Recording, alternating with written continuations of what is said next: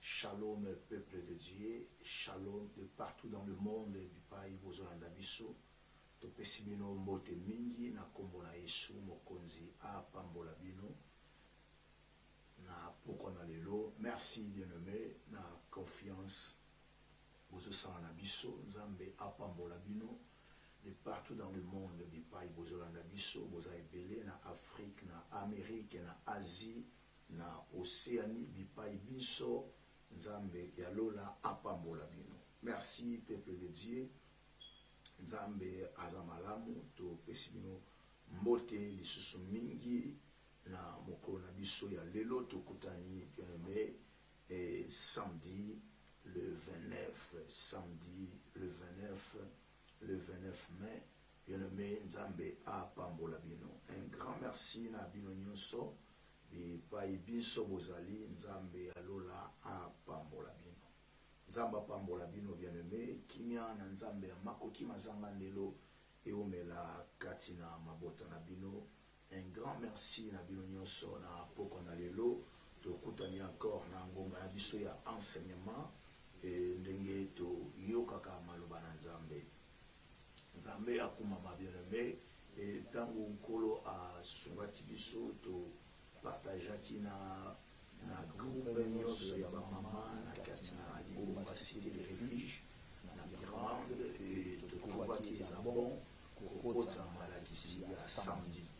Alors maladisi ya samedi tombe peke ezopambola bato ebele bamingi bazali kose retrouve na kati na yango na bandabu na mabota partout isika bozali. Nzambe apambola bino. Gloire soit rendue à l'Éternel bien-aimé. Kimia na Nzambe eumela na mabota na bino na poko na lelo. Tozo continue bien-aimé na kati na enseignement na biso ya mokolo na lelo bien-aimé esika wapi tosukaki lombi. Gloire soit rendue à l'Éternel notre Dieu. Nzambe ya makoki mazanga lelo alekana kopambola bino.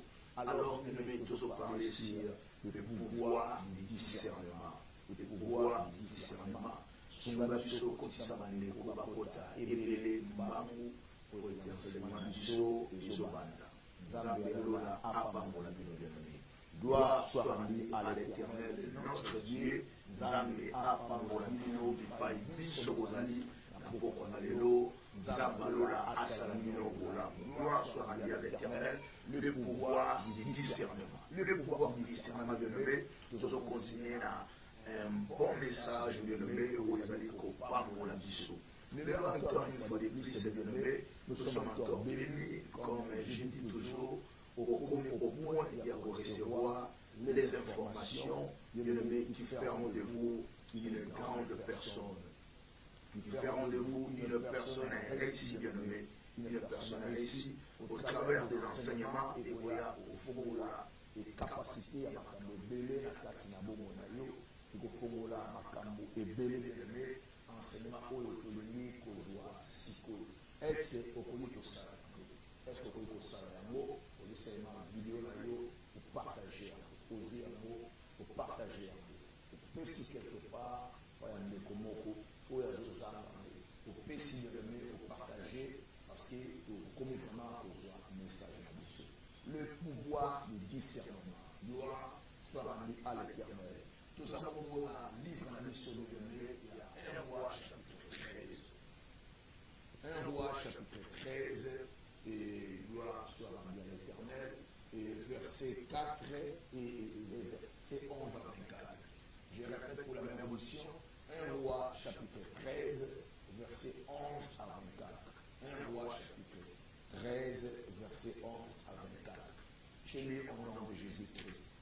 Or, il y avait un vieux prophète qui demeurait à Bethel. Ses fils vinrent lui raconter toutes les choses que l'homme de Dieu avait faites à Bethel ces jours-là. Et la parole qu'il avait dite au roi, lorsqu'ils en eurent fait le récit à leur père, il leur dit par quel chemin s'en est-il allé. Ses fils avaient vu par quel chemin s'en était allé l'homme de Dieu qui était venu de Juda. Et il dit à ses fils, scellez-moi l'âme. il scellèrent l'âne et il monta dessus. Il alla après l'homme de Dieu et il le trouva assis sous un terebinth. Il lui dit, est-il l'homme de Dieu qui est venu de Juda? Il répondit, je le suis. Alors il lui dit, viens avec moi à la maison et tu prendras quelque nourriture. Mais il répondit, je ne puis ni retourner avec toi, ni entrer chez toi. Je ne mangerai point de pain, je ne boirai point d'eau avec toi ici en Syrie. Car il m'a été dit par la parole de l'Éternel, tu ne mangeras point de pain et tu ne boiras point d'eau et tu ne prendras point à ton retour le chemin par lequel tu seras allé. Et il me dit, moi aussi je suis prophète comme toi, et un ange m'a parlé de la part de l'Éternel, et il m'a dit, ramène-les avec toi dans ta maison, et qu'ils mangent du pain et boivent de l'eau. Il lui manquait. L'homme de Dieu retourna avec lui, et il mangea du pain et but de l'eau dans sa maison. Comme ils étaient assis à la table, la parole de l'Éternel fut adressée au prophète qui l'avait ramené, et il cria, l'homme de Dieu qui est venu de Juda, ainsi par l'Éternel, parce que tu as été rebelle à l'ordre de l'Éternel, et que tu n'as pas observé les commandements que l'Éternel, ton Dieu, t'avait adressés, parce que tu t'es retourné et que tu as mangé du pain et bu de l'eau dans ces lieux. Donc il t'avait dit, tu ne mangeras point de pain et tu ne boiras point d'eau. Ton cadavre n'entrera pas dans le sépulcre de tes pères. Et quand le prophète qui l'avait ramené, il mangeait du pain et qu'il a bu de l'eau, il scella l'âne pour lui. L'homme de Dieu s'en alla et il fut rencontré dans le chemin par un lion qui le tua. Son cadavre était étendu sur le chemin et l'âne resta près de lui et le lion s'éteint à côté du cadavre. Amen, amen, bien-aimé. Shalom, nzambe, apambola bino. Tokwa pressé makasi soki boko sala biso ba partage bien-aimé et la évangélisation et partage quelque chose. Il y a la générosité au pour partager na bandeko et message aussi. Nzambe apambola bino. Alors bien-aimé, et si kakoti kotanga eza histoire moko toyokaka mingi na sango likambo ya vieux prophète na jeune prophète. Et comme lokola slogan ya soki motu nzambe azoutilize bazobenga jeune prophète, soki bato wana baza bamikolo bazobenga bango bavieux prophète. Alors eza na bahistoire mingi oyo ezalaka raconte, eza mpe encore même histoire oyo ezalaka beaucoup plus ignorée. Contexte de l'histoire se déclare. Il y avait des prophètes. Le jeune prophète, il provenait de Juda. Et le vieux prophète était résident dans Bethel. Alors, nous voyons ici, il y a deux prophètes et il y a deux environnements différents. Gloire au Seigneur. Merci. Ça m'a pas mal. Il y a deux environnements différents. Le vieux prophète résidait à Bethel. Le jeune prophète habitait à Juda. Donc, si ça va prendre la Bazaraki, il y a deux villes différentes. On va trouver dans le même pays, le Bazaraki n'a pas une ville différente. Bazaraki n'a même une ville différente. Alors, pendant que le vieux prophète habitait à Bethel, le jeune prophète habitait à Juda. Pendant que moi, on a prié, il y avait quelqu'un qui poussait dans la sala et la réflexion à Kassi. Et qu'on comprendre que Bethel veut dire la maison de Dieu. La maison de Dieu. Tandis que Juda veut dire la louange. Le vieux prophète a dit que Fanda Bethel qui est la maison de Dieu. Le jeune prophète a Fanda na Juda qui veut dire la louange. Alors, est-ce que il y a une autre mot par rapport à l'environnement, que ça a coïncidence. Est-ce que c'est par coïncidence? Le jeune prophète a fait dans Juda, le prophète a fait dans Bethel. Donc, pour faire la Molo dans Zambie. Alors, bien aimé, toujours nous avons peu de temps. Ils ont un peu de au partager dans la vidéo, s'il vous plaît. Banazama pour partager.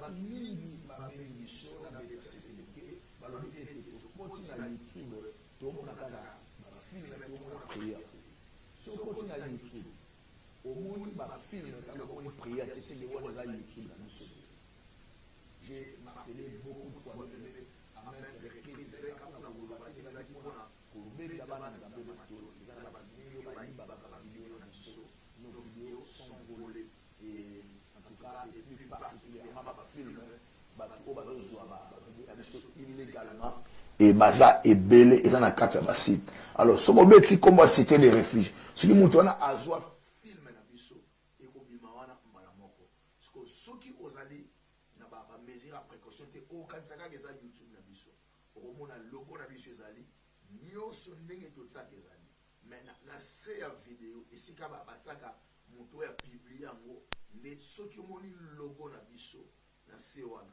na nombre baboni na biso nde oyebi ete oyo eza ya biso mais soki omoni kaka video omoni kaka cadre ndenge ozomona logo likolo na ngai awa epuis ozomona bande na biso na se wana mais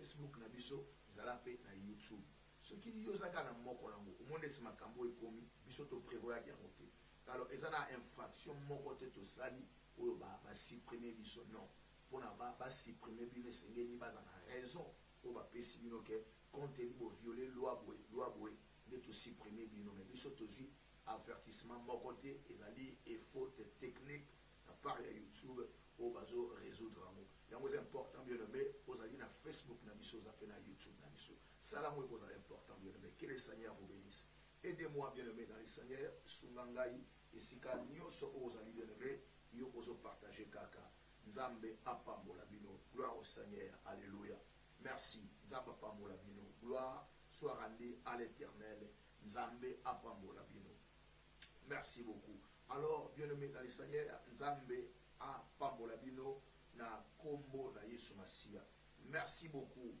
bien aimé ceux qui ozozwa santé omeki komatisa volume na yo parce que ceux qui sont exactés en studio mutu nyonso bandoko maka commentaire moko ezala 100 mais ceux qui omoni bato bazokoma santé yo ozoyoka te omeki kovérifie peut-être eza pa na yo merci de bakomeli biso 100 eza papa nzaba pambola bino alors bien aimé dans les Seigneur tozongi na kati ya message na biso jeune prophète na vieux prophète jeune prophète azofanda na Jida vieux prophète azofanda na Bethel alors na kati wana retrouvé à quelque chose Jida aza moko ya bano Jacob abotaki Jida na kati na descendance ya Jida nde esika Caleb abimela Caleb azali ya tribu ya Jida alors tango batindaki les 10 espions bazwaki espions les 12 espions et chaque tribu bazwi espion moko na moko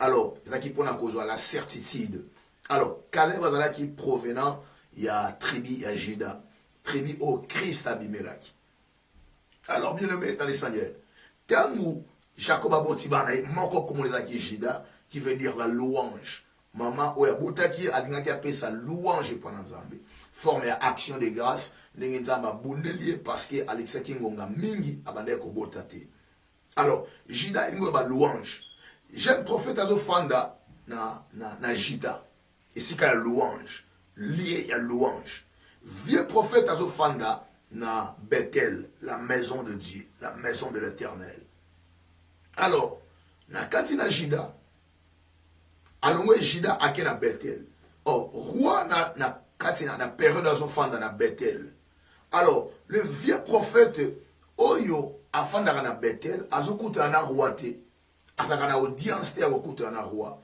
mais le jeune prophète auti Juda ayemba na moko akutana na roi tangu bana ya vieux prophète mutu bayaki ko apprendre les prophètes alors Bible est préférée emeka eko masquer ba kombo na bango Bible emeki ko masquer ba kombo na bango mais ba pesi bango kaka na identification ya vieux prophète na jeune prophète.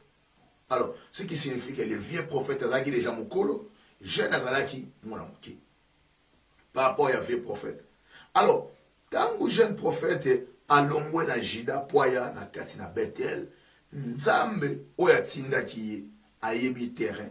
Quand Dieu vous envoie, Dieu connaît mieux les terrains que vous.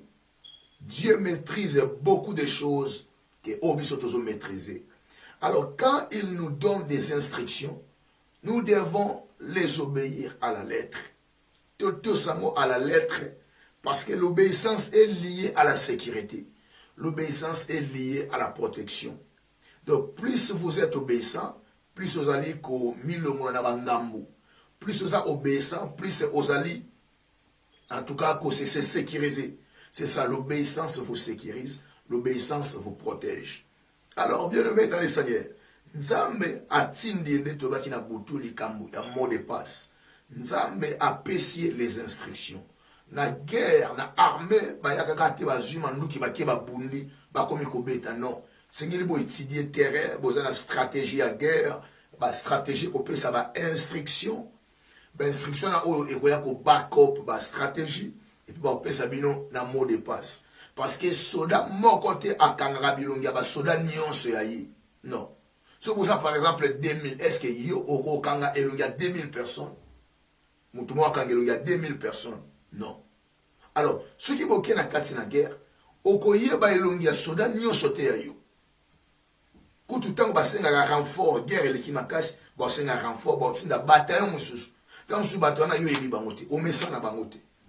Alors, so mutalati teni oyo lati, ezakaka probablement que aza mutu akana bino. Ndenge na guerre bazaka ennemi akoya abomi mutu azu teni na lati. Aye et pas bino ko se camoufler et pour na ayeba ko somba confiance comme ça.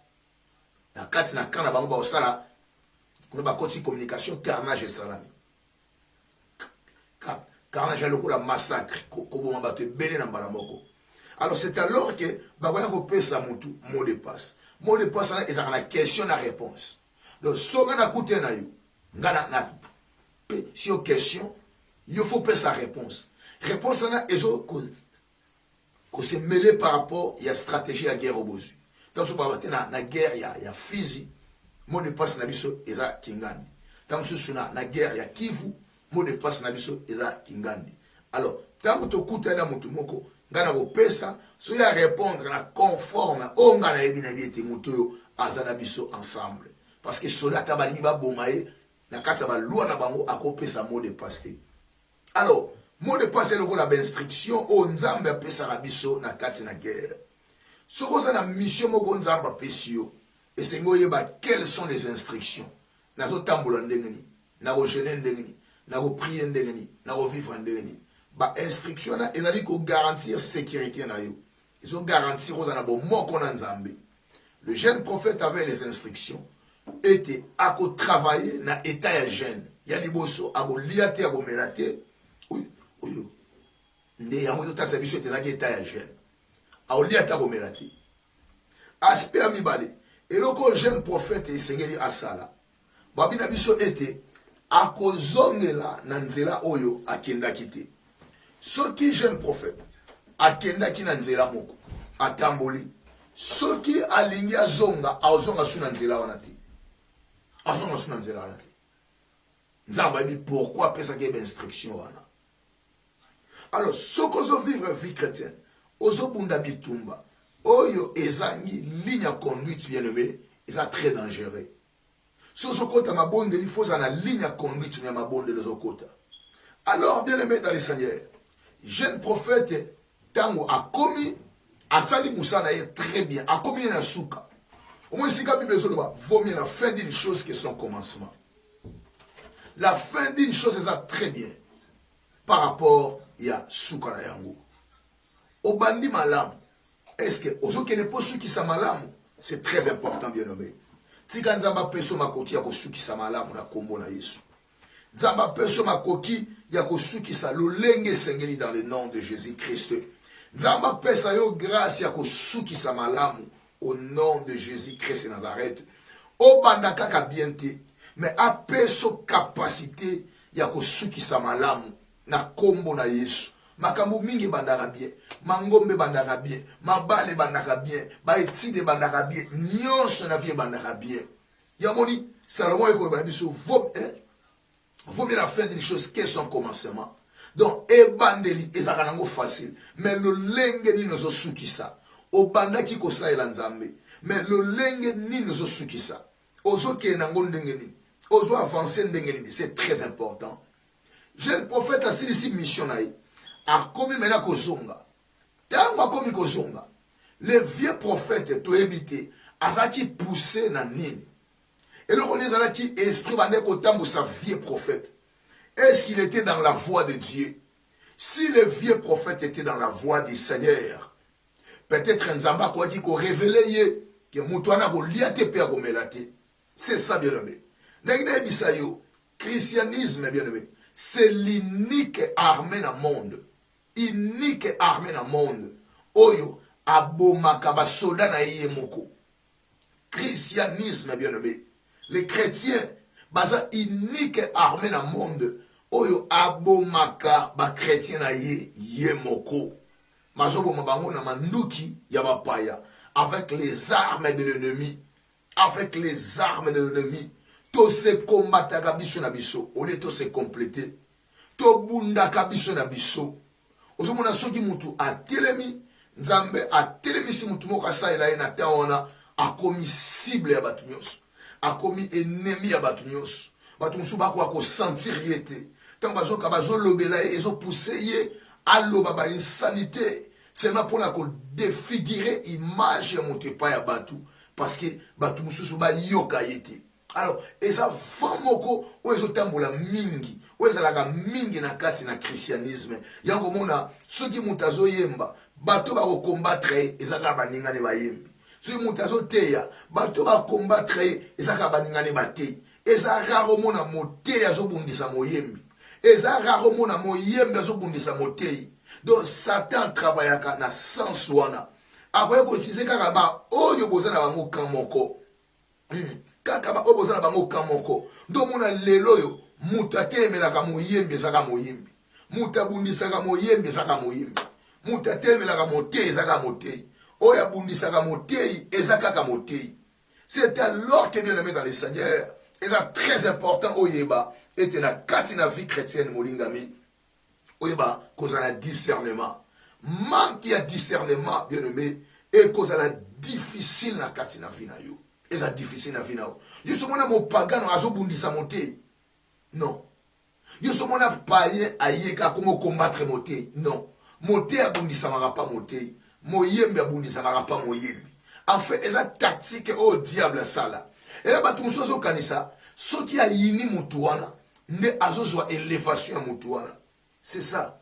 Soki azo critiquer mutuana, ça veut dire mutuana agokundama. Moni muto nzamba telemisi nzamba telemisi. Nzamba yebi pourquoi telemisi. Nzamba yebi pourquoi ponika kaye.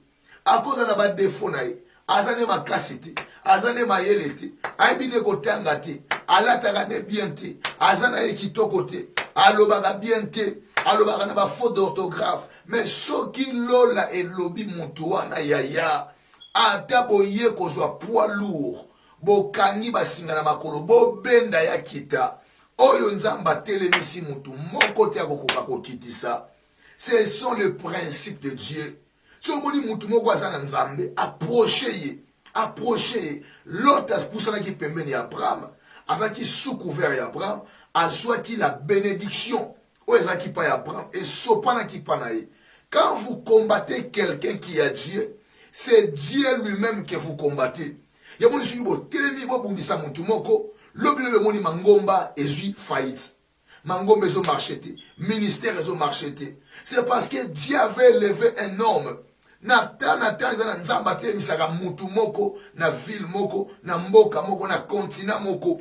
Et quand vous vous levez à combattre la personne que Dieu a élevée, vous combattez Dieu. C'est Dieu que vous combattez. C'est Dieu que vous combattez. C'est Dieu que vous combattez. C'est Dieu. C'est Dieu que vous combattez. C'est Dieu que vous critiquez. Donc, quand vous critiquez, en fait, vous critiquez Nzambe. Pourquoi pena biso bata makasi toza biso bata maile toza nzamba ketele misaka mutu komba ke pesaka makasi pa jefte ye kutu mwana makangu oyo bazwi babengani me lobi bazaki na besoin na ye nzamba sala kererte soki nzamba telemisi mutu wana ayebi pourquoi telemisi ye yo kolobo leke na makasi oleke na mayele oleke na nyoso me tangu ya so gene yo so lala bato bazolande soki bapesi yo bango okozangelo ka opesa bango okoka te parce que nzambe apesaka mutu na mutu selon capacité na ye yamoni mutu mususu nzambe apesi libala moko akimia bato bakomi kotonga oye kutu mobali yango azela libala wana ekosala bwe tout konso soki nzambe azwi eloko apesi na maboko ya mutu wana nzambe aza mutu te c'est ça. Quand vous prêchez autre chose et vous pratiquez autre chose, et donc quand ça vos enseignements en doute, vos enseignements en doute, Dieu n'est pas un homme. Ce qui Nzamba pèse le roi Moutou, c'est que Nzambe a formé qui déjà Moutou. Et puis que Moutou a la capacité à vous mémé le Kouana. Ce que ceux qui ont diabolisé, pour bateau bazolande ba ya pana yo, ya atteindre Nzamba zubanga pesi bango yo, okoka bangote. Makasi wana, énergie wana, inspiration wana, orozala nangote. C'est comme ça que Dieu travaille. Il y avait les jeunes prophètes, il y avait les vieux prophètes. Vieux prophètes à offrant de la Bethel, qui est la maison de Dieu, là où Dieu reste, là où Dieu demeure. Oh, le roi a la image Nzambe, na kati na mboka, na kati na royaume. Alors, na Bethel, le roi zalaki wana. Alors, le vieux prophète était là, mais azaki na accepté et pas un roi. Tanga moni muta outi na jida, outi na louange, na via ma sang joli. Aïe na Bethel qui est la maison de Dieu et puis à Koutani na roi yangonde zalaki lokola défaite na motema ya vieux prophète abi lelonga ina kosuki saye. Alors tango vieux prophète aye bien nommé aye bisiye abi yakato kende na ndako elonga liboso tango ayokaki ayaki ko localiser. Il y a des gens qui vous localisent mais yo yebite. Jeune prophète a kansika ki ba koutene par hasard. Nzoka localisa qui a Kenzelani, à Tembolin Zelani. C'est alors que tango eko retrouvé ne aye ko bisaye toke landa ko toke de kolia. Alors, comment les vieux prophètes alors que ne ko senga na jeune prophète asala eloko o nzamba pekisaki. Est-ce qu'il était vraiment avec Dieu? C'est ça. Batel si biso communion na été. Batel si biso relation na ena nzambe te. Mais comment un homme de Dieu Moutou aza na stati ya ancienneté. Moutou oyo aza stati na kati makambo ya Nzambe. Oyo aza mbiaka. Oyo aza doyen. Oyo aza ancien. Comment akoya ko proposer na jeune prophète asala eloko nzamba pekisi. Alors c'est là où les bas blessent. Dès que se poser beaucoup de questions. Est-ce que Azala qui n'a pas prophète mais il était ignorant? Tout pas Azala qui prophète mais rejeté déjà par Dieu, il travaille dans compte il y a diable. C'est ça, bien aimé. Quand Dieu élève quelqu'un, c'est le camp de Dieu qui bénéficie. C'est le camp de Dieu qui bénéficie. Vous devez soutenir la personne. Vous ne devez pas combattre la personne. Parce que c'est le royaume de Dieu. C'est le royaume de Dieu qui a gagné. C'est un des commandants dans l'armée de Dieu. C'est l'un des généraux dans l'armée de Dieu. C'est l'armée de Dieu qui gagne. C'est l'armée de Dieu qui se fortifie. Mais quand Dieu élève quelqu'un, vous les combattez. Vous les collez de toutes les étiquettes, bien-aimés. Vous les collez des magiciens parce qu'il y a des signes qui se font. Vous les collez des magiciens parce qu'il y a des miracles qui se font. Il y a des gens qui sont en train d'être guéris. Batoubaza délivré. Et quand vous les collez ces genres des étiquettes, bien-aimés, vous affaiblissez l'armée de Dieu. Vous affaiblissez l'armée de Dieu. Il y a beaucoup de chrétiens qui travaillent dans l'infiltration et l'armée de Dieu. Infiltration, armée de Dieu. Quand le diable élève quelqu'un, bien-aimé, l'armée de Satan est content. L'armée de Satan va travailler pour soutenir l'élévation. Parce qu'il y a un mandat, il y a ténèbres pour bien-aimé, un pan à royaume, il y a Satan. Et quand Dieu élève un serviteur, bien-aimé, c'est le corps du Christ qui en est bénéficiaire. C'est le corps du Christ qui a gagné. C'est le corps du Christ qui est fortifié. C'est le corps du Christ qui a une provision de plus.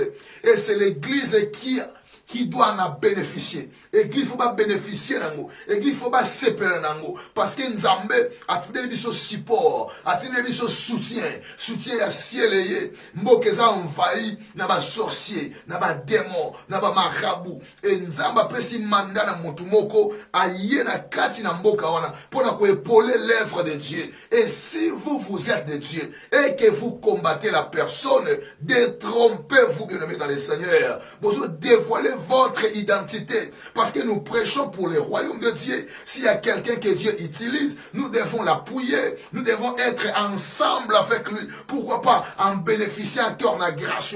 Pourquoi pas qu'on mette la main sur la main et que l'œuvre de Dieu est avancée et que tout dépeuplé ténèbres, tout dépeuplé monde à ténèbres, non pour bateau au côté en enfer à la mouquet, tout est au thème beaucoup, œuvre avancée, œuvre équiende, tu as porté soutien à Bissot parce que c'est l'un des généraux que Dieu a parachuté. Alléluia, merci Saint-Esprit. Merci Saint-Esprit. Nzambazu parachute naye a quitté ces généraux moko na terrain. Généraux a risqué mi peuple a quitté na terrain. Aya comme ma renfort na musala Nzambe. Nzoka bato ya kuti wana nde ba komi ko poignarder. Pourquoi oye? Fa ko tika kuna likolo. Pourquoi yoye ko sala nini awa? Biso tozana nu awa nanu. Donc c'est comme ça. Donc nous avons le rôle que oya ye oyo, c'est que toko kabula bandimi na kati na ville oyo. C'est que ba oba na kati na église na nga ba kobima ba kende kuna. Mais ba mindele basali. Ba ressortissant ba étranger ba se belé. Bimisa poumon na yo. Bimisa poumon kendo boaka, c'est ma Seigneur bananzambe. C'est ça en fait. Bonzo prier Nzambe, vilo balingi ko bongo la mitema te. Ah, mboko batu basambe la te. Nzamba yo ki mabonde na bino. Azu généraux moko, abouaki na parachute a kiti, hein? A kiti a yeko secourir bino. Tango généraux na komi wana, les mêmes personnes va prier qui Nzambe mboko bazu yamba sango malamu te.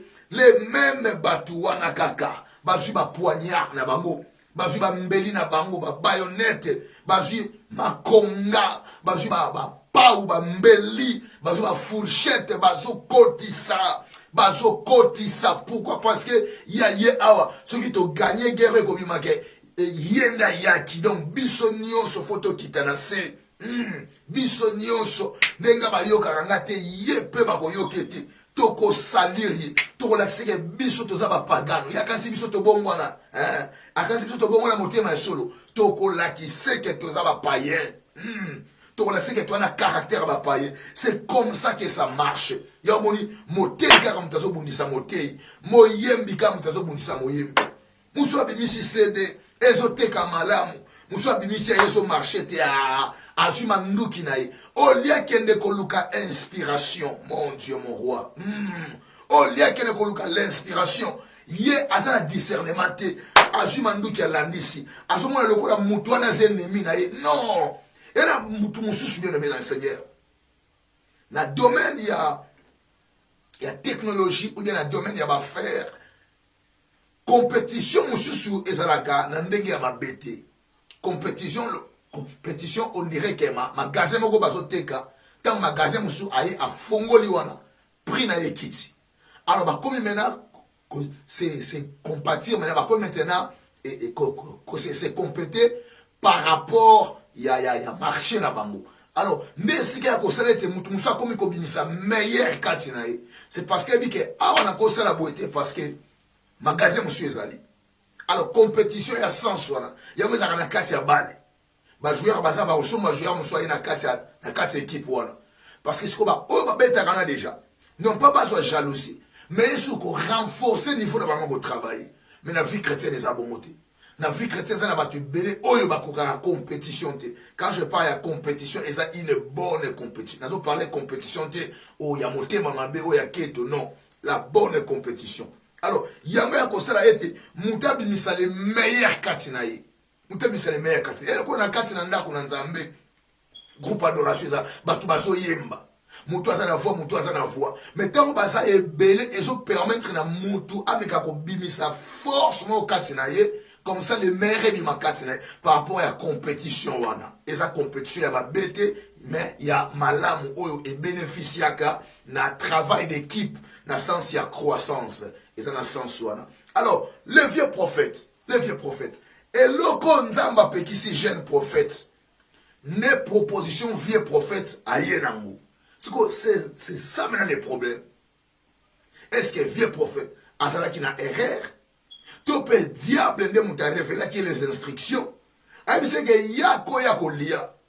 Alors, nzana bande ko zongi seza nzelo ya yaki.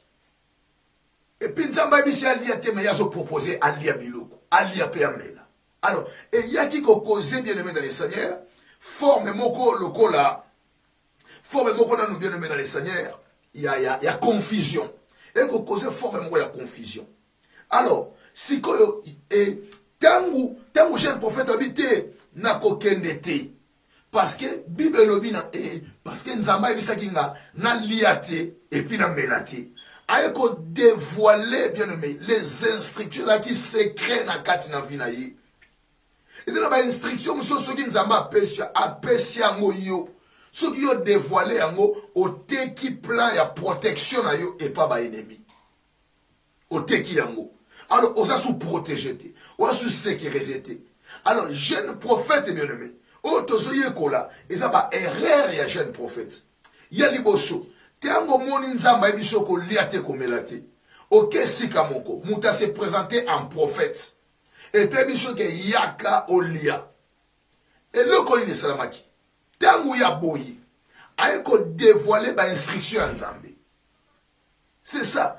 Diable a travaillé à Randengwana. Tango Eva ebisiete nzamba baki toko liamboma ote. Ezaki les instructions de Dieu. Au moins, ce qui Eva suka ki nega te Satan, en tout cas toko liamote. Et si li bongo. Mais Satan, ce qui ont dévoilé ba instruction secrète ya nzambe na vie na yo. Ako travailler na ba instruction wana pour aya ko semer doute na motema na yo. Aya ko créer doute par rapport à l'instruction en Zambie. Donc, tout le monde a Satan a la même méthode d'opération. Et va le bin Zamba le bin tokoliambu maoyote, muko tokoliambu tokokufa. Satan le bin te bokufa te. Nzamba yebike bokufa te misu na bino ko fungwama. Boko malokola Nzambe, boko yeba mabe na malamu. Alors, modus operandum na ye et ça ndenge moko. Il y a des autres côtés, c'est sûr que les jeunes, les vieux prophètes n'étaient pas dans la voie de Dieu. Il n'était pas dans la foi de Dieu parce que Dieu, bien aimé, ne se contredit jamais. Dieu ne se contredit jamais. Si vous avez la voix en Zambé, contradiction aux alatés. Yango, nde amos atuni. Est-ce que vous avez comment les vieux prophètes, alors qu'il proposé à un jeune prophète, ce qui lui a été interdit. Alors, quand un jeune prophète a beau yalobité, Nzamba lobaki na bo liate, na bo melate. De erreur ou Eve salaki na jardin d'Éden. Parce que serpent a forcé qui Eve. Eve a qui condamné à répondre et à quoi qu'on se déplacer. À quoi qu'on benga Adam. Bien aimé, point fort il y a diable et zali l'ignorance de l'homme. L'ignorance bien aimé dans les seigneurs et ça a été moutaz à la piéger. Ce qu'on a information à cette bien aimé. C'est quelque chose qu'on débattre dans côté. Cessez la conversation, retournez pas dans Zambé. Retournez pas dans Zambé. Le bas non. Et le koyo, en tout cas, il faut confondre. Comment Zamba est bisanga boye. Mais prophète, toi, je bisanga boye. Mais serpent, je bisanga boye. Bien aimé dans les seigneurs. Tu vas comprendre sur le discernement. Le discernement. Alors, le discernement, mes amis. Discernement est la capacité de bien juger. De bien juger. On les a définition selon dictionnaire. Il y a que juger le bien. Au juger mon nenge sengeli. Mais tandis que na discernement, au ebiso to solo et ça ka ko juger te. Na contexte chrétien, discernement est la perception na absence ya jugement. Au lieu de juger, moi c'est la une perception, envie d'obtenir une direction et une compréhension spirituelle. C'est ça. C'est ça, bien aimé dans le Seigneur. C'est ça. Na mokili ba koloba capacité à juger. Mais na bonzambe, eza capacité à juger. Au lieu yo au juger, au lieu yo au soupçonner, mais on a une perception, envie d'obtenir une direction. Il y a liboso, et puis on y balait une compréhension. Une compréhension. Alors, c'est ça en fait, bien aimé dans le Seigneur, le discernement. Le discernement, ezali éclaircissement. Ezali une perception. Ezali observation spirituelle. Façon d'observer ce qui se passe dans le spirituel. Merci Saint-Esprit. Le discernement, bien aimé dans le Seigneur, c'est la clairvoyance. En français, quand on dit la clairvoyance, c'est au sende momibale. Préfixe clair, na suffixe voyance. Clairvoyance, cela veut dire le fait de voir clair. Une manière de voir clair. Et le coup, ça flou, maintenant, on a poussé une perception spirituelle. Merci Saint-Esprit. Une perception spirituelle.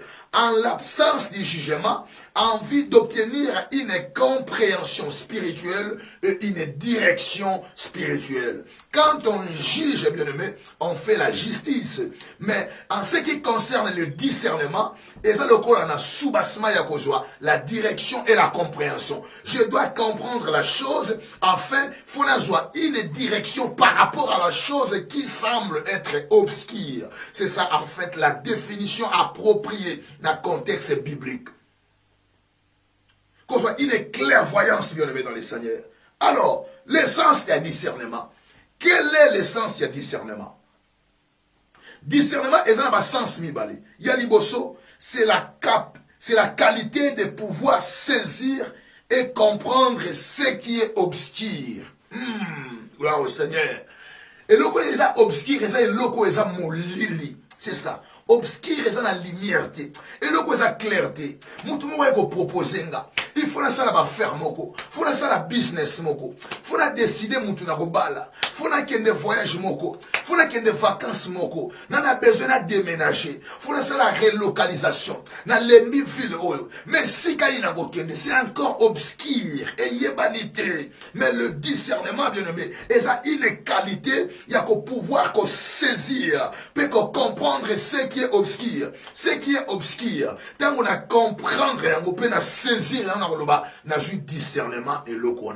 On ne peut pas parler du discernement si la chose n'est pas encore obscure, si la chose est claire. Là, on n'a pas besoin de discernement. Mais quand des choses deviennent obscures, bien aimé, c'est alors que le discernement intervient. À ne pas confondre avec le jugement. Alors, c'est ça, le premier sens, bien aimé, du jugement et du discernement. Le discernement, c'est la capacité de pouvoir saisir et comprendre ce qui est obscur. Donc, et le comment est ça, mais à chaque fois, au commun, na point moko oyo, on a la confusion, et ça obscur, et ça clarté, on a besoin de conseil à camarade. On a besoin de Google. Aujourd'hui, Google, comme il a la direction, va via battre. Aujourd'hui, c'est la relocalisation côté Google. Wapi, Dallas, Texas. Est-ce que Destin est lié à Texas? Est-ce que Destin est lié à Los Angeles? Est-ce que bien aimé dans le Seigneur, Destin est lié à Las Vegas? Est-ce que Destin est lié à Londres? Pour que tout le monde soit à Londres. Pays n'a eu cause à la Grande-Bretagne, mais Nzamba n'a ville à préparer pour nous. Et là, n'a ville moko bien aimé dans le Seigneur. Et n'a ville moko. Et là, n'a sika moko. Dans une ville, et là, n'a village moko. C'est alors qu'il y a un belé oyo, basala ba relocalisation ya penser na bango. Oui, muto ana ville moko ebi ke Nzambe nda loba na ville ate bien aimé. Ozalokola Jean-Baptiste, ozalokola lion na kati ya ville wana. Ememelo protection, ememelo provision, c'est ça. Mutu nyoso na sena moy, azana environnement moko où eza proprement donné pour naye. Et dans cet environnement, nesika maneko kita, bana Israël, maneko kaki ko kita na kati na Égypte te, jamais na kati na Égypte, maneko kita te. Il y a des environnements que le ciel s'ouvre. Aïe, aïe, aïe, aïe, aïe, aïe, aïe, aïe, aïe, aïe, aïe, aïe, aïe. Dites amen, dites amen. Il y a des environnements que dès qu'on y a Timakolo, le ciel s'ouvre. Il n'y a eu aucune prière pour maner quitter dans le désert. Il n'y a eu aucune retraite. Mon Dieu, aïe, aïe, aïe, aïe, aïe, j'aime ça, j'aime ça. J'aime ça, j'aime ça. Merci Saint-Esprit. Il n'y a eu aucune retraite de prière pour maner quitter dans le désert. Mon Dieu, mon roi. Il y a des environnements qui vous est appropriés. Oh, Yeshua. Soko quitter l'environnement wana, l'ikole ko fungwa, alléluia, dans le nom de Jésus. Le ciel s'ouvrira. Le ciel s'ouvrira. Parce que on y a timakolo, na esika oyo, ciel yebelio, esiko ciel tindayo. Israël na kati na Égypte, va souffrir. Mais na désert, mais Dieu, nzamba se rassuré que, bazangi ya ko liate, bazangi ya ko melate, bazangi chaussirete. Tango na mabele oyo lole bongisa pona ayay. Jésus-Christ de Nazareth. Makomina nzambe lobi na ngai. Bana Israël ba somba ki ba sapatu te. Aïe aïe aïe aïe aïe aïe. J'aime ça, j'aime ça. Merci Saint-Esprit. Moukabimi na Égypte na âge à 2 ans. Asali 40 ans na désert, a commis na 40 ans, a commis na 42 ans, hein? Bien aimé, sapatu na ye, soit commis na 5 ans, sapatu ezoya munene, kilote na bimela na Égypte wana, hein? Ezo koma pantalon, ezo pusana, ezo bendana, plus ezoya munene, ya aïe aïe aïe aïe aïe aïe aïe aïe aïe, batu mingi baza bisika ya bangote, batu mingi baza bisiko lole yebite, ya monyo se kangame, guérison zate, makambo ezo marchete, nyonso eza bloqué. C'est parce qu'on a un environnement, yote, pesanga, mène, maman, pardon, na bonne yo, pesanga, mène, loba, mène, gloire au Seigneur. Ce qu'on sait, si qu'au ciel, yebelio, hein, on a terrain, o ezaya yo, likolo na yo, eko fungwama. Et mutu mususu, alula Los Angeles, na finaye, hein, Los Angeles, mabengo ville des anges, à Lula, donc yena vinaye, aza praluka musala moko, esunge ka fanda na Los Angeles, amona ka star baleka. Nzokande destena ya, ezana ngokuna na Denver, nzokande destena ye, ezana Arizona, esiko moye bimaka makasi, ba rivière kauka, batu babimaka na butu, na mozo sentir chaleur, mais environnement wana, yangonda environnement. Aïe, aïe, aïe, aïe, aïe, aïe, aïe, aïe, aïe. Batubalingi encombré matro. Au téléphone à la capitale. Est-ce que yos ambassade? Est-ce que yos ambassadeur? Est-ce que yos ambassade? Que osaga oblige au fond de la capitale. Est-ce que yos ambassade? Natuni motuna. Natuni.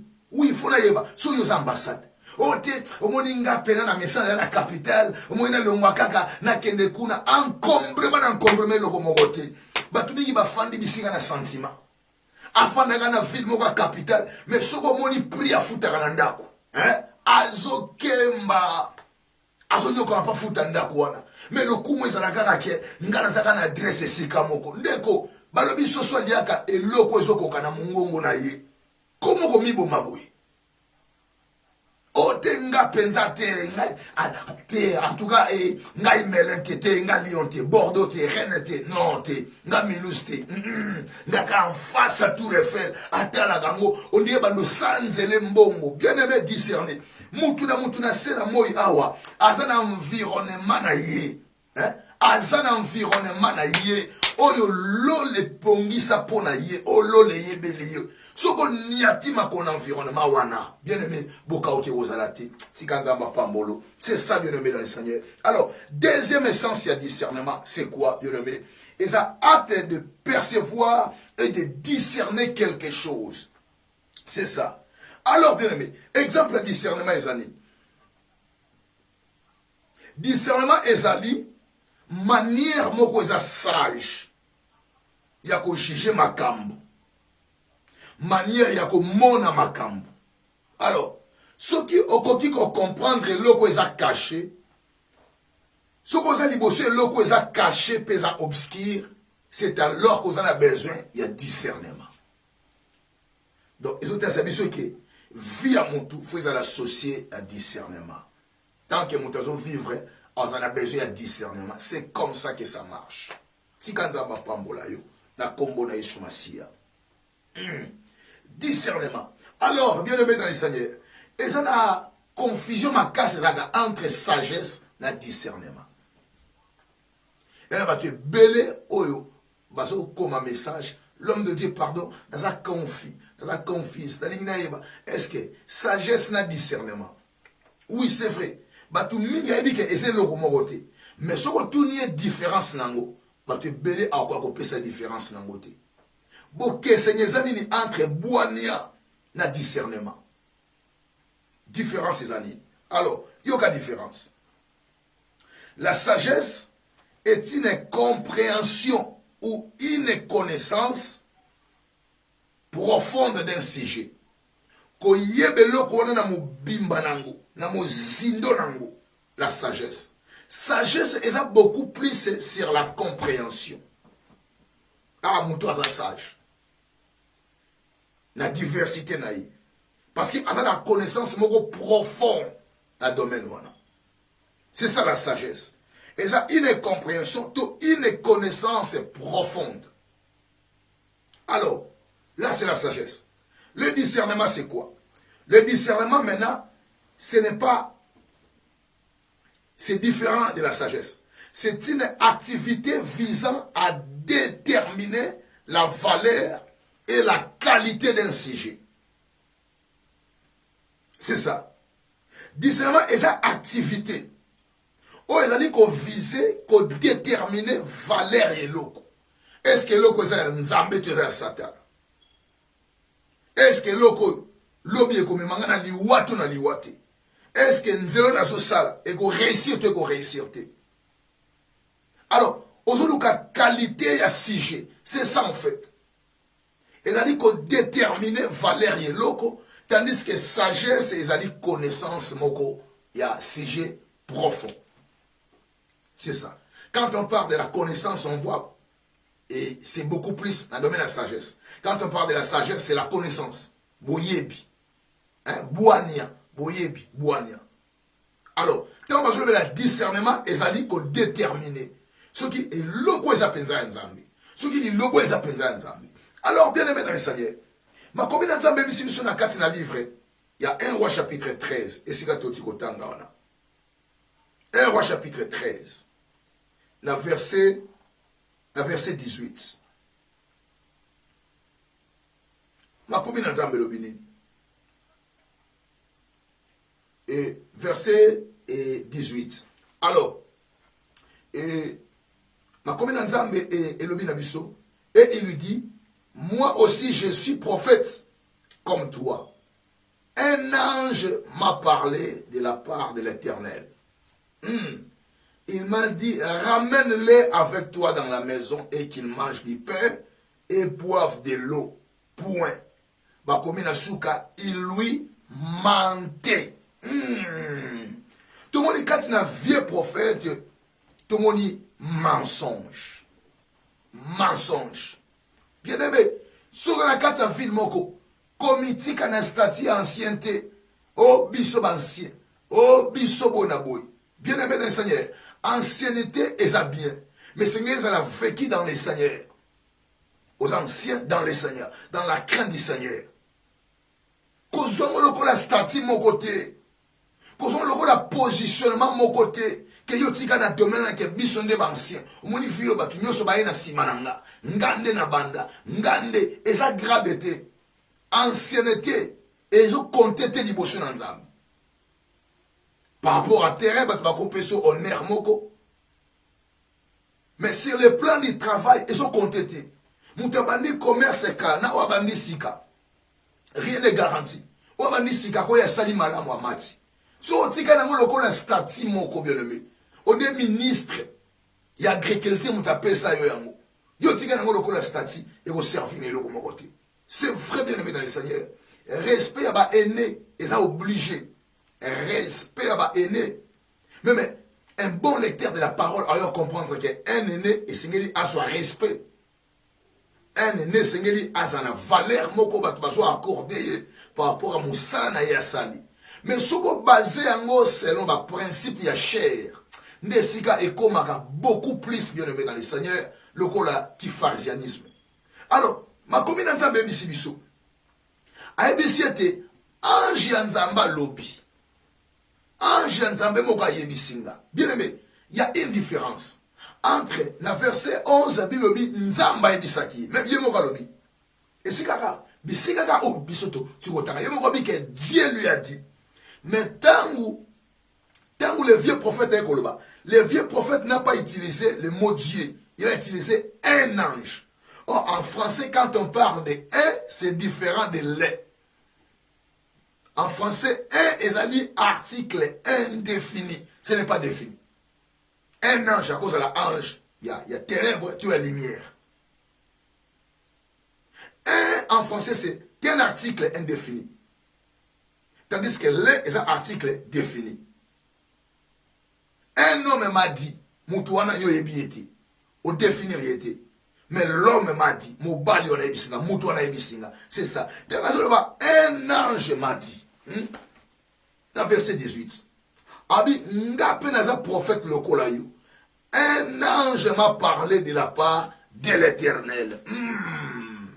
Est-ce que ma kambozo comme maintenant intrigant? Un ange m'a parlé de la part de l'Éternel. Or, l'ange du diable peut aussi te parler de la part de l'Éternel. Donc, un ange m'a parlé de la part de l'Éternel. Ce n'est pas obligatoirement que cet ange venait du royaume de Dieu. Un ange, mais à définir. Il n'y a pas qui n'est ange à moté. Et ça qui est mensonge. Or, mensonge, ça peut un esprit. Or, un ange, c'est un esprit. C'est en fait ça, bien aimé dans le Seigneur. Alors, c'est ça maintenant, les erreurs, il y a jeune prophète. Yonzamba ebisio, oliate, omelate, ozonga nanzela onati. Mais vieux prophète aye alobi, l'ange m'a dit. Makamboza cacha ebele. Il y a beaucoup de choses qui sont cachées. Pourquoi pas vieux prophète a cause qui n'a kombo nzambe? C'est parce que peut-être ayeba qui est jeune prophète a qui n'a communion moko na nzambe. Oyo akoyi ko kosa na kombo ya nzambe te, m'a utilisé le nom d'un ange. Aki ko bata manasima ya ange pour cacher mensonge na ye. Or zaki ange te. La Bible nous dit il mentait. Alors, les jeunes prophètes ont dit Dieu m'a dit, mais les vieux prophètes ont dit un ange de la part de l'Éternel. Un ange m'a parlé de la part de l'Éternel. Alors, bien aimé dans les Seigneurs, ceux qui nga nzambe muta ebisingelo. Et puis mutu muswe ko banana que ange a ebisiye. Dieu est supérieur par rapport à un ange. Comment un ange peut renverser les ordres donnés par Dieu? C'est ça. Bien aimé, le discernement est la clé. Batu mingi ndena baki na butu. Batu ebele oba kufa na cimetière, ba onso ba kufa na maladie. Ndio moi comme message dit, papa, tango lo bagelo kona en tout cas ebangi saranga. Non, nous ne prêchons pas pour na ko semer père na mitema na batu. Et ça réalité, jeune prophète a kufa ki est-ce qu'Abelaki quitté? Jeune prophète, Akoufaki. Est-ce qu'à cela qui accidenté? Akoufi pour un sentiment. Akoufi pour un sentiment. Akoufi pour un honorer aîné. Valeur moko oyazo ko attribuer na aîné. Et ko pese soni yakoto son nzamba ebisaki. Comment Dieu m'a donné les instructions? Mais un ange qui t'a parlé de la part de l'Éternel, azo yako bouleverser l'ordre établi par Dieu. C'est alors qu'apporte Paul lobby, ceux qui ange monsieur sa côté abino, liloba omanate binote, ala anathème, ala qui la mamabe. C'est ça en fait bien aimé dans les Seigneurs. Pour comprendre le Nouveau Testament qui toque, il faut une notion approfondie Ancien Testament. Au moins si kama kabango bimeli yango. Ngai nzamba ebisi ngai. Mais même ordre wana yo ba ko annoncer ngo et pas y a un ange. Or un ange est inférieur par rapport à Dieu. Ange est une créature. C'est ça bien aimé. Ba te bele bazo désobéir nzambe à cause des créatures. À cause des créatures. C'est Dieu qui m'a donné les instructions. Si ces instructions doivent être abolies, ce n'est que celui qui me les a données.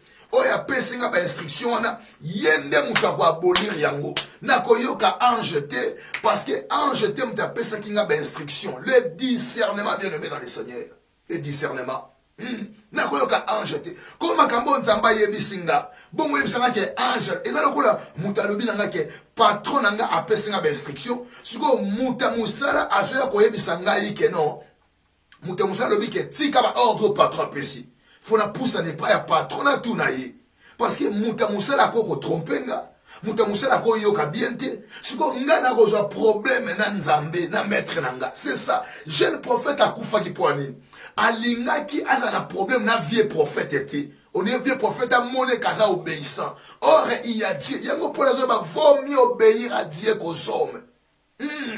Alléluia, merci Saint-Esprit, merci Saint-Esprit. Neko kotisika au côté siko au raté makambo ebe il y a des informations au loupé yango. Alors bien aimé yoka la partie la plus touchante ya histoire oyo. La majorité des fois quand le diable vient pour vous tromper, il amène le domaine spirituel. Il amène le domaine de la prophétie. Et ça arme au diable utilise ma casse bien aimé dans les seigneurs.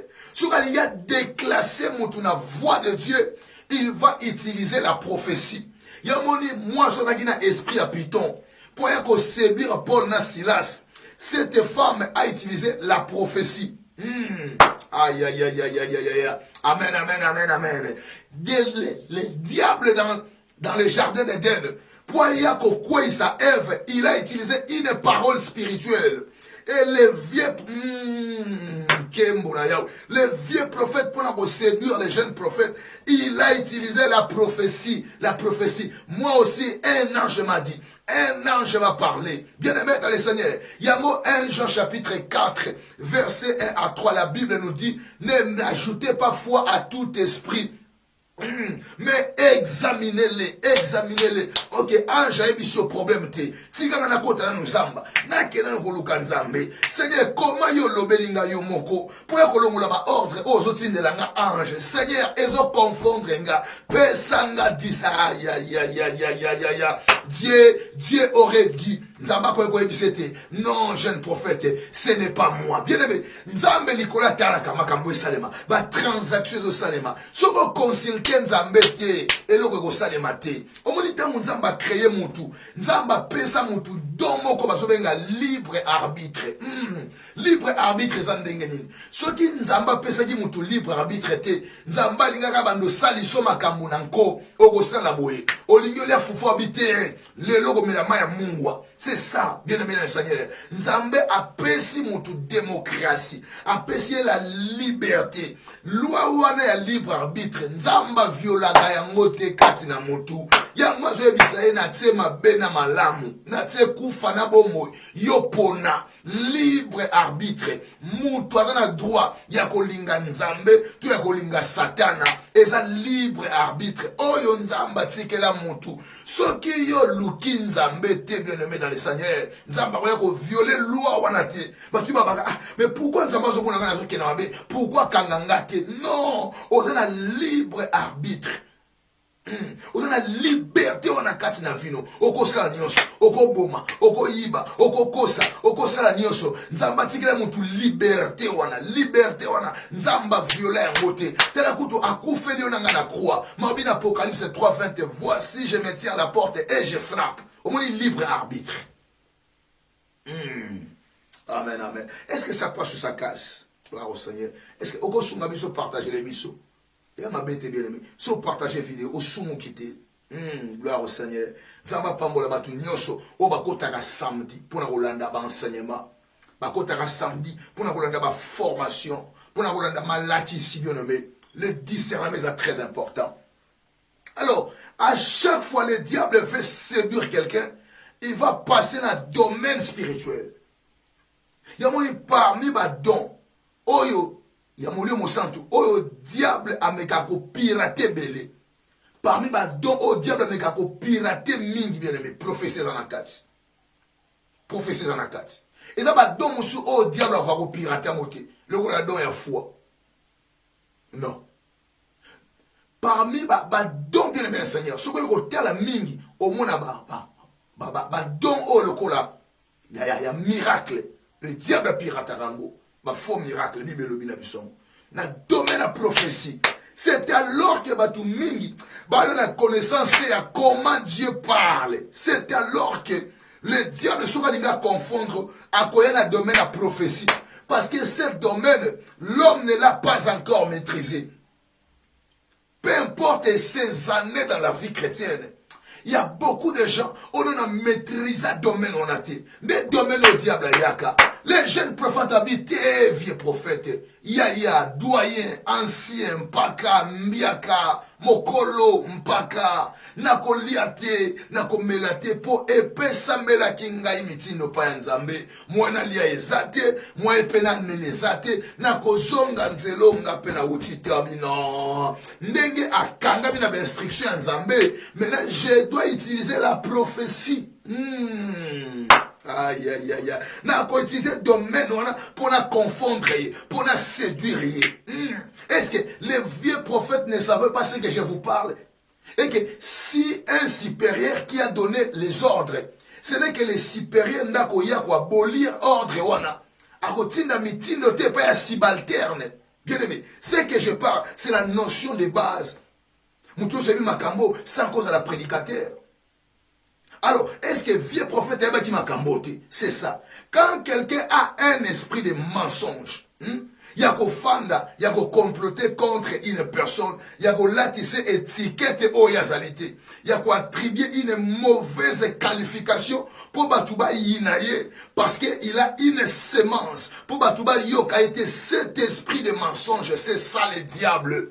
Il y a beaucoup de gens qui doivent se repentir. Il y a beaucoup de gens qui doivent renoncer de l'ennemi. Qui doivent renoncer. Bah, comment qu'on utilise ancienneté na bango pour la boma, pour la détruire, pour la casser ba ministère. Le ciel va envoyer le secours na ma belé pour la labourer. Nzambatini ba commando, ba parachuter bango, ba risquer fina bango, ba quitter sur les champs d'action. Et il y a des vieux prophètes. Oh, bazoya mena ko boma, bazoya ko casser, bazoya ko poignarder. Bien aimé, le jugement de Dieu existe. C'est la raison pour laquelle la Bible nous dit le jugement de Dieu va commencer dans la maison de Dieu, non pas dans le monde. Va commencer dans la maison de Dieu. Oh, la maison de Dieu, c'est Bethel. Aïe, aïe, aïe, aïe, aïe, aïe, aïe, aïe, aïe, aïe. Oh, Bethel veut dire la maison de Dieu. Or, les vieux prophètes demeuraient dans la maison de Dieu à Bethel. Le jugement va commencer dans la maison de Dieu. Le jugement ne commencera pas par les païens. Non, mais dans la maison de Dieu. Or, la maison de Dieu, c'est Bethel. Or, le vieux prophète est demeuré dans Bethel. Merci Saint-Esprit. Kembona Yahweh. Viens me partager. Partagez vidéo. Nous bénissons les gens. Alléluia. Merci Saint-Esprit. C'est ça le discernement. Le discernement est très important, bien-aimé dans les Seigneurs. Alors, quel est le principe du discernement? Le principe du discernement. Le discernement a des principes, bien-aimé. Le discernement a des principes. Principe à discernement, c'est quoi, bien-aimé? Yoka. Le premier principe à discernement. Discernement, principe nango ya liboso, bien-aimé.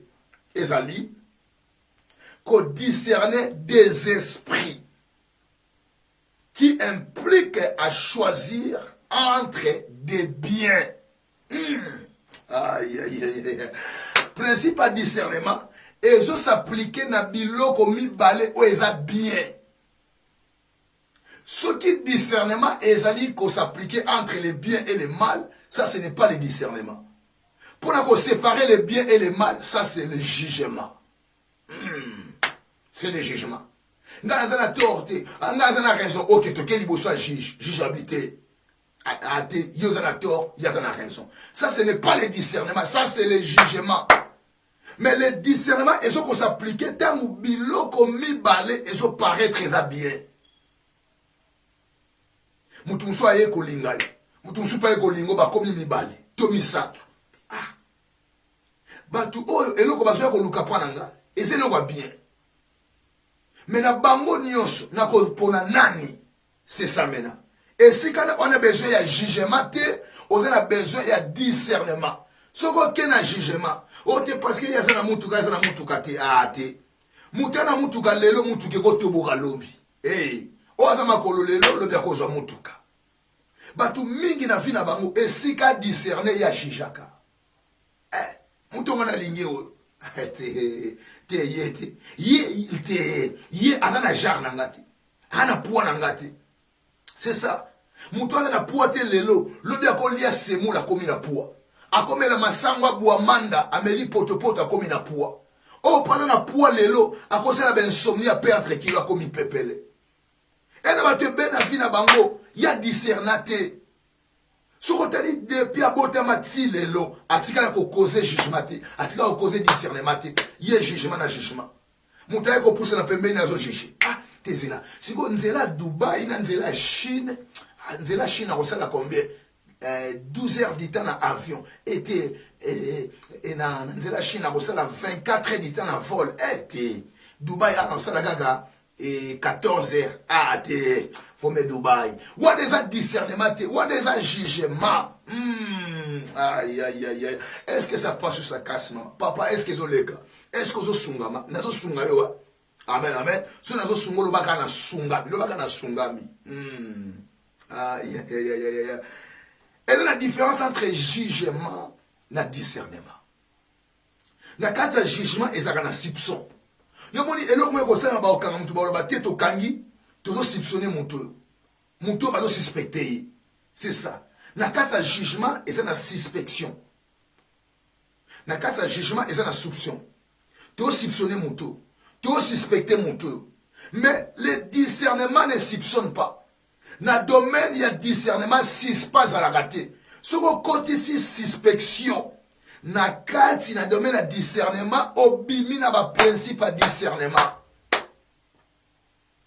Mon temps zo prince zambata je tamutu. So ko va déjà muto ne na mona kay muto na mona kay clarté ou on est comme soupçon. Amen amen. Et comme jugement et bimi na ba norme. Et bimi na ba norme. Au moins na kata vi mutu muso oyo mona kende sa zakandoki. Nzoka mutu wana aza meme. Mais oyo mona ka poswa meme wana yende mopumbi munene na butu. Soka bimisi mapapu, hein? Jete kosa. Oyo mona lokola mwana mpate, mais na butu soka bimisi mapapu, hein? Ba BC10 c'est kosa. Azo pumbwa na mupepe tempete azo kende akoya kati depuis bando pumbwa na butu na akoya te mais mukoleza kokoya na kombo na Yesu. C'est ça. Na domaine à jugement etambola na soupçon. Muto na moni clarté. Ah te nga pasteur en tout cas kota ngati. Wana eza discernement te, wana eza jugement. Eza jugement. Et là te ben na fi na bango ba discernement te, ba juge. Au sens que que vie à mutu eza composé na ba jugement. Jugement. Ite Dubai ça a 14 heures de temps en vol. Mais Chine eza 24 heures, hein? Au moins déjà 24 heures na 14 heures. Ah, t'es obligé que non. Différence c'est aliawa. Alors, ça ce n'est pas le discernement, et ça jugement. Et ça jugement na yo. Autant les trajets, autant les billets, autant les mbongo bité ngana kenzela Dubai. Non kenzela Dubai. Yamoni na Congo. Sugi ba bisi mutu ke non. Voyage à Likasi. Voyage à Kalemi. On t'a témoigné dans quatre églises. A témoigné que nous sommes Likasi. On va se cailler. On t'a témoigné que nous sommes Boende. On a Kachang. Mais ceux qui voyagent en Afrique d'ici, ceux qui sont en Poto, Europe, Amérique, on a témoignage. C'est ça en fait. Genre, il y a un jugement moko. Or, et ça, na mutu mususu. Aza na province, ma réussi ça vient na province. A réussi ça vient na kati en Afrique. Bisike bele na ba vina biso to échoua parce que to memaka jugement ne sika oyo ya jugement te.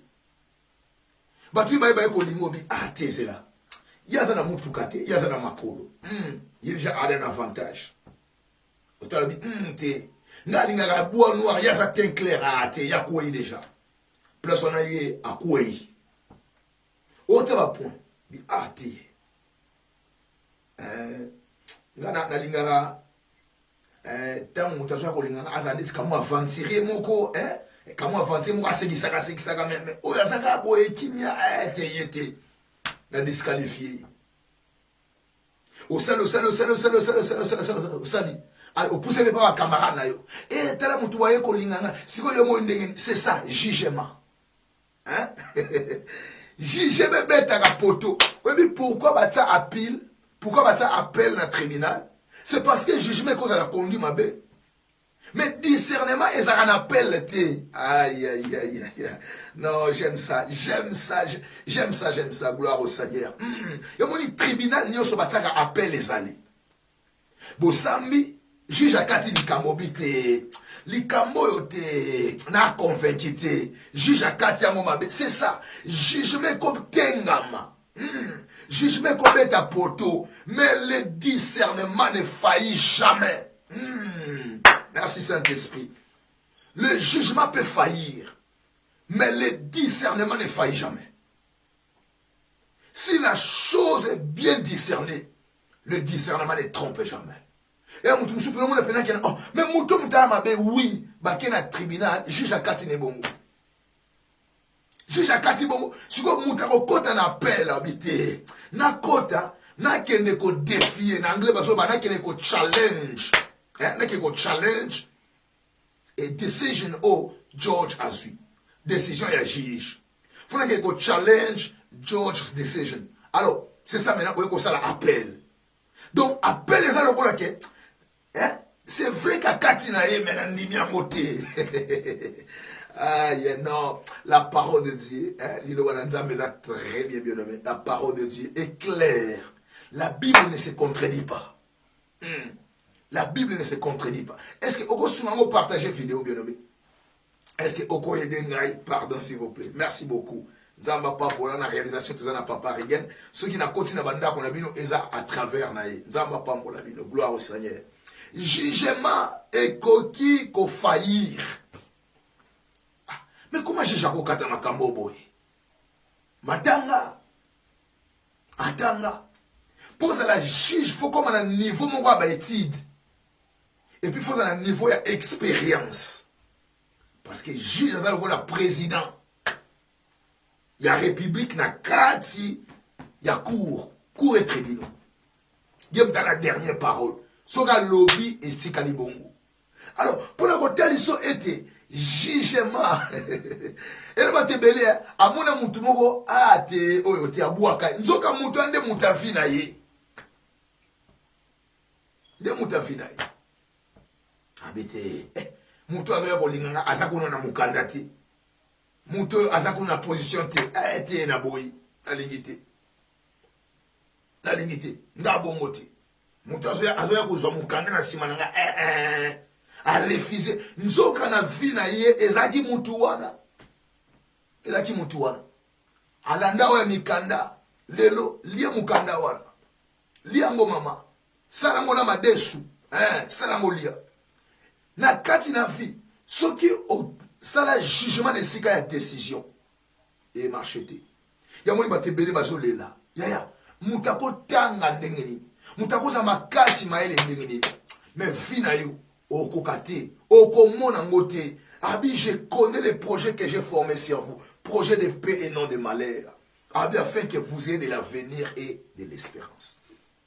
C'est ça en fait. À chaque fois proposition zoya mutazoya soba atezela zana nazoya nzambe olobaki je connais les projets que j'ai formés sur vous projets de paix et non de malheur. OK. Si on a commis la point à décider, ndenge projet on a yebi yangote, yango na ye pa na yo. Yo mtu na projet ponanga. Est-ce que muto so na côté na vie nanga, projet on est bate. Wana nzambe abetele maboko.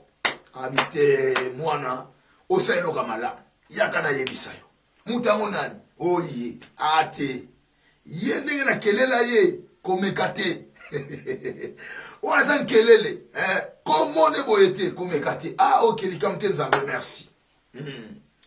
Mutu musu sa ye, oye, nzambe. Na ye, mutu azolowa, ye asa nga va faire. Mais ndengo bongisa projet na oya paix, ya bonheur.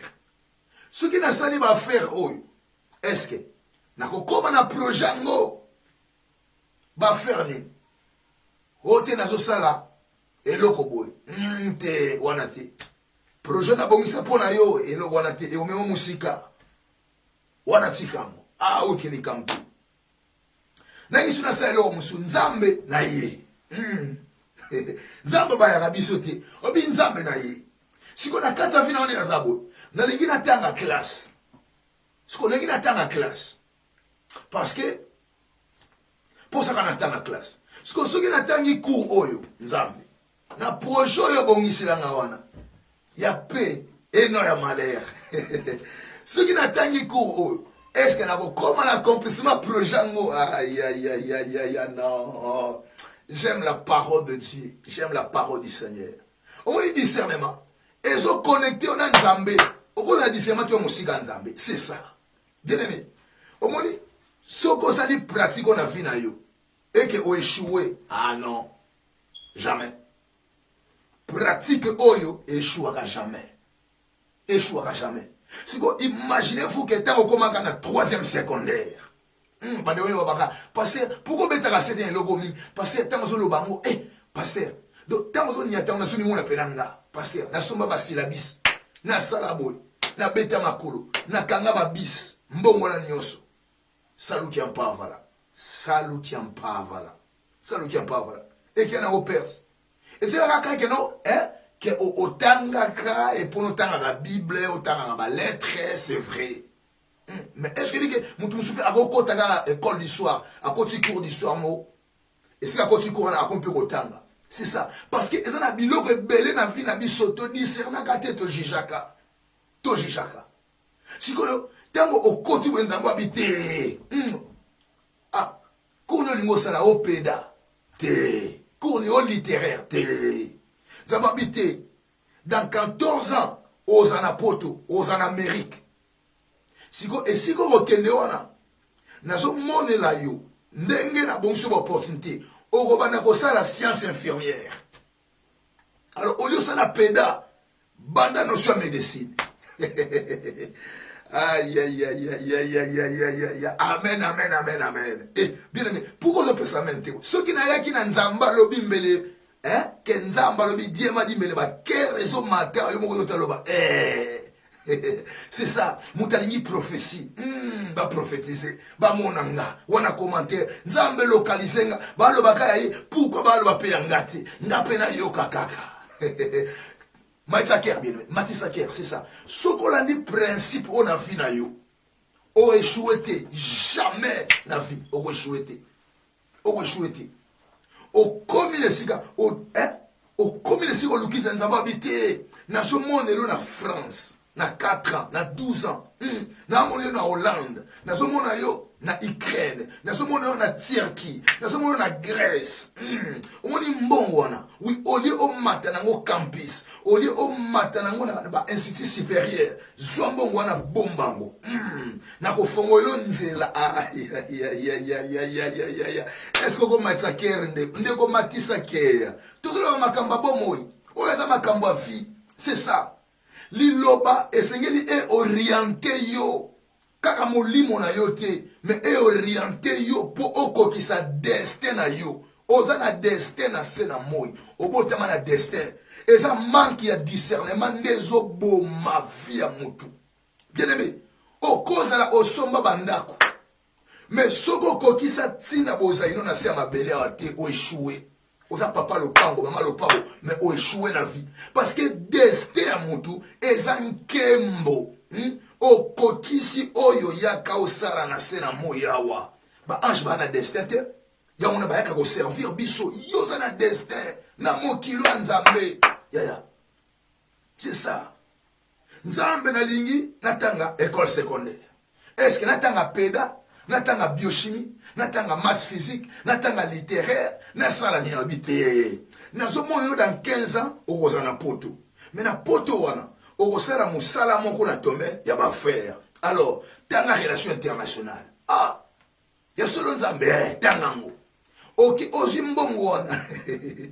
Ba formule la péda, algèbre, trigonométrie, nini susu. au kangango ba formule, au kotaboy, au droit, ngai avocat, papa, le bibo ça suit en côté, perte y a temps, perte y a énergie, perte y a dépense, perte y a cerveau, perte totale na kati ya vie na yo. C'est parce que au jijaka bon, on a peda, na lingaka peda, et son ébé yoka kombo peda, et ce n'est très bien, ngai maths physique, ngai coupe couture, ti lelo, atako tonga libaya, yo so tongango. C'est ça, bien aimé, jugement. Au combien la 3e secondaire, au ça la jugement. Jugement. Koulina sana, c'est là. Ah, peda na okoma moulakis. Est-ce que yo tangi sarati lelo? Peda na okoma moulakis. Littéraire na okoma journaliste. Au moins, ba information ba pesa biso erroné na vie. Erroné na vie. Erroné. Si on a sali électronique na okoma électronicien, réparateur. Ce qui n'a sali maths physique, qu'on a mata, na aucun des campus, le fanyum. Ce qu'on a sali, couper couture, on a recommandé tailleur, na banotonga bilamba. Ah, on a en tout cas, ils appellent très bien comme ça, on a créé modèle nangamoko, on a créé modèle nangamoko. Ce qui n'a tangi littéraire, na comme journaliste, na zo matana ba raga, na ba RTNC, na ba antenne A, tout comme ça. C'est ça la réflexion, jugement, mais ça discernement t. Et ça discernement destin t bien aimé. Eh, moi on a comme la 3e secondaire, mais ça t'a au côté retraite. Nzambe fa loba moi no azana na vie. Nzamba loba moi na oyo azana na vie. Abota makasala ni na vie. Ndeba eko lukela ye cour na ye. Tala okoza makasi na cour mususu mais ça destin na yo ti. Ça destin na yo ti. Te mono na no mono ndeka kendaka na mathématiques, algèbre, trigonométrie, ba cosinus, tangente, sinus, eloko pamba mai wana maths physique. Akendeka kuna a continuer maths na ye. Moi nazo kenazo sala maths physique. Même nzoka na destin ya koza journaliste. Au côté si cerveau na ba mathématiques, cosinus, racine carrée, tangente, algèbre, trigonométrie, mais destin na yasa journaliste. Au moment on a perdu à temps, au moment on a perdu à destin, au moment on a perdu à séjour na mabele awa, au moment on a perdu à cerveau. Est-ce que makambo na zoloba ezo sunga batute? Est-ce que on na zoloba o na sali banda Bible, na zo sunga destin na yote? Batu mingi ba mesana ko sambela bisiko bazote ya ye makambu kaka ya molimo basuki na molimo mais oyo etali vie na ye po akokisa destin. Non, wana ko matea batu batanga mingi. Non, ça ce n'est pas la prédication. La prédication doit toucher ça va pas mbola bino nalingi bino mingi. Gloire au Seigneur. Gloire au Seigneur. C'est ça okoza opriaka mais ce qui destin na yo tala bien aimé destin na biso ya mabele ça to kota lola mais na mabele nzamba tiki biso pamba te. Ce qui destin ça la raté mais so muta yambi yesu nzamba longole na mabele enlève mes salami so ka ne loko sa te na mabele oza de loko ko sa na se ya mabele. Quand on prêche combat spirituel ezali epona oza la connaissance oza libéré na ba esprit âme nous a sauvé mais et permettre au ko qui sa destin na yo sur la terre. C'est ça bien aimé. C'est ça. Et là, tu le comme un deuxième mariage, a comme un troisième, nous sommes là comme un quatrième mariage. En tout cas, Baliar na solité, na so la poison, na la chimie, na suka, na ke musika. Et ça, une vie remplie de jugements, mais ça là qui discernement.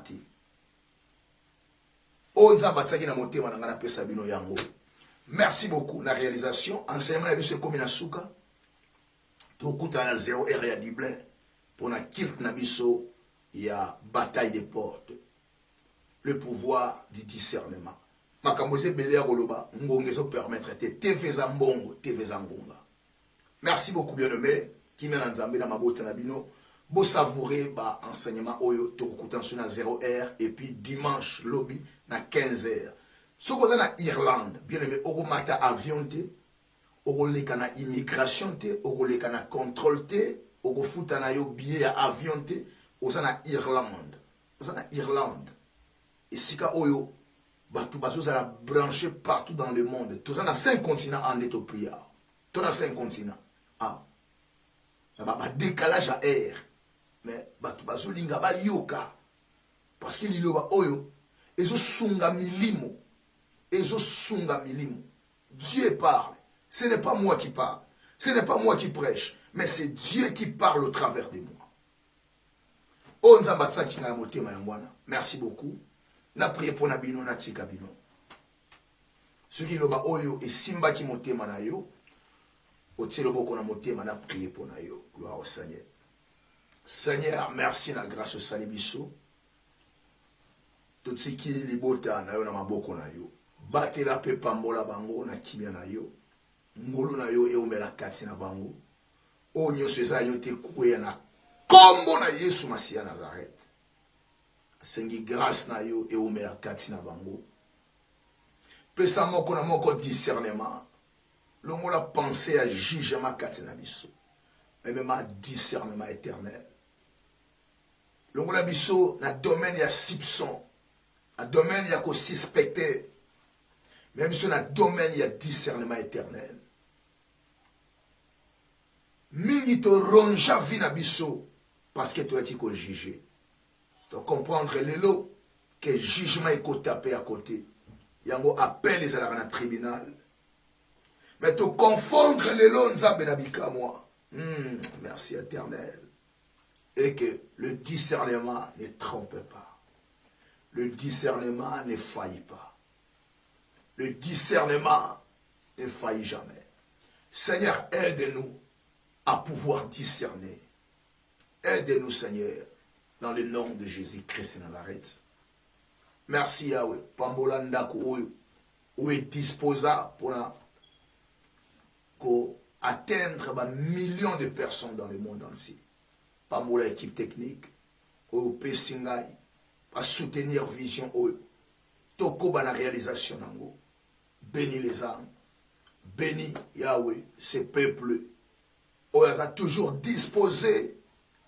Yako yokali lobanayo. Pambola bango. Na kombo na Yesu Masia Nazareth. Qui est notre Seigneur et Sauveur. Netolobi. Merci Seigneur Jésus-Christ. Amen. On attend pour la gloire du Seigneur. Zambé a pambola bino bien-aimé. Gloire au Seigneur. Ce que pambola maki. Okoki ko partager ango. Et c'est un réel plaisir pour Nanga. Le Seigneur m'a fait du bien. Le Seigneur nous a fait du bien. Donc, on a 0 heure à Dublin. Et puis, 1 heure de Paris. L'élo pour la prière à Bissau. Lobby dimanche à 15 heures. Il y a Dublin où il y a 16 heures à Paris. Et donc, on a 4 heures à Kilt à Bissau. Vous se préparer, vous partager. Et à propos de YouTube à Bissau, de connaître un problème, mais ils ont porté na bisoté, ils ont un problème technique na part ya YouTube. Et ceux qui ba 4 chaînes ya YouTube, ba pesa bino raison que pour na raison boye na violation à loi boye neto 4 chaînes, bisoto violer loi mon côté, ezali na avertissement mon côté, ils ont un email mon côté ou comme les biso. Alors et na contact en contact na bango. Alors, les Cambouisans n'ont pas de résoudre. Na minute on a solo banabino au cas où côté na YouTube si qu'on a air ou émission ou salema au moins été chaîne exacte ils existé. Alors bazo ko travailler pour nango pendant que mingi ba bengi et belé makasi ko lebete tout monde nga ba filmer mes prières exactes. Na YouTube soko côté monde ba film mon prière te eza YouTube na bisoté. Je martelé beaucoup de fois ils en a battu et qui sont des voleurs, il y a vidéo, vidéo nous sommes au courant, il y a un site sur wana. Baroyiba vidéo nabiso mobimba, nabiloko nyos tout au côté na kati wana. Alors tant bazon ba batsango wana. Alors tant yo côté na site wana oyeba te que zabiso te parce que ozomona mongo monanga logo na biso ezali, numéro na biso ya banque, numéro ya téléphone à pasteur, numéro privé à pasteur, tant otala wedika que non oza cité des refuges, mais na seso otali nani a publié vidéo wana bikote ya bar bikote ya ba nombre de vie oya au monde que logo wana eza cité des réfugiés comme on appelle la cité des réfugiés donc et toujours kobonde la nzambe pour nango nous espérons que bientôt tozonga nzamba pambola bino merci bien aimé na tiki bino vous passez pour Malam. Que le Seigneur vous bénisse. Merci, au revoir. La réalisation, Papa Rien. Que le Seigneur vous bénisse. Merci, au revoir.